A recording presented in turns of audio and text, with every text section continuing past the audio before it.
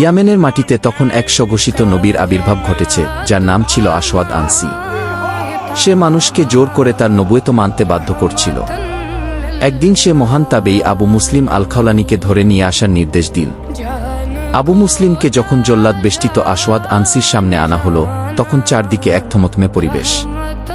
আসওয়াদ গর্জে উঠে জিজ্ঞেস করল, তুমি কি সাক্ষ্য দাও যে মুহাম্মদ শাহ আল্লাহর রাসূল? আবু মুসলিম শান্তকণ্ঠে উত্তর দিলেন, হ্যাঁ, অবশ্যই গি। আসওয়াদ এবার ক্রূর হাসিতে ফেটে পড়ে বলল, তাহলে তুমি কি সাক্ষ্য দাও যে আমি আসওয়াদ আল্লাহর রাসূল?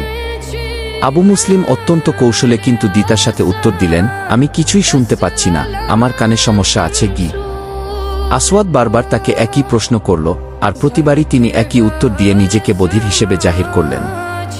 অপমানে ওর আগে আসওয়াদ আনসি উন্মত্ত হয়ে উঠল। সে এক বিশাল অগ্নিকুণ্ড প্রস্তুত করার নির্দেশ দিল। আগুনের লেলিহান শিখা যখন আকাশ ছুঁই ছুঁই করছে, তখন আবু মুসলিমকে হাত পা বেঁধে সেই আগুনের মাঝে নিক্ষেপ করা হল। অলৌকিক দৃশ্য।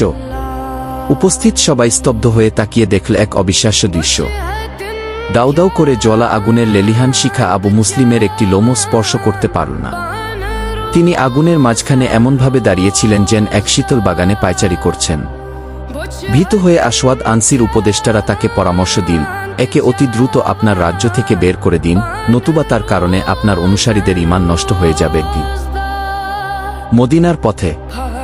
সেখান থেকে মুক্তি পেয়ে আবু মুসলিম আল খাওলানি সরাসরি মদিনার উদ্দেশ্যে রওনা হলেন। তখন নবীজি শাহ ইন্তেকাল করেছেন এবং প্রথম খলিফা আবু বকর সিদ্দিক খিলাফতের দায়িত্বে। মদিনায় পৌঁছে তিনি যখন মসজিদে নব্বীর একটি খুঁটির আড়ালে নামাজ পড়ছিলেন, তখন উমর ইবনুল খাত্তাব তাকে দেখতে পেলেন। উমর তার কাছে এসে জিজ্ঞেস করলেন, আপনি কোথা থেকে এসেছেন? তিনি উত্তর দিলেন, ইয়ামেন থেকে গি। উমর সাথে সাথে উৎসুক হয়ে জিজ্ঞেস করলেন, আল্লাহর সেই বান্দার খবর কি, যাকে আসওয়াদ আনসি আগুনে পুড়িয়ে মারতে চেয়েছিল কিন্তু আগুন তাকে স্পর্শ করেনি? আবু মুসলিম বিনয়ের সাথে বললেন, তিনি তো আব্দুল্লাহর পুত্র আবু মুসলিমকে। উমর চিনে ফেললেন এবং আবেগে আপ্লুত হয়ে বললেন, আমি আপনাকে আল্লাহর কসম দিয়ে। আসসালামু আলাইকুম বন্ধুরা, দয়া করে সবাই আমাকে একটু সাপোর্ট করুন এবং চ্যানেলটা সাবস্ক্রাইব করুন।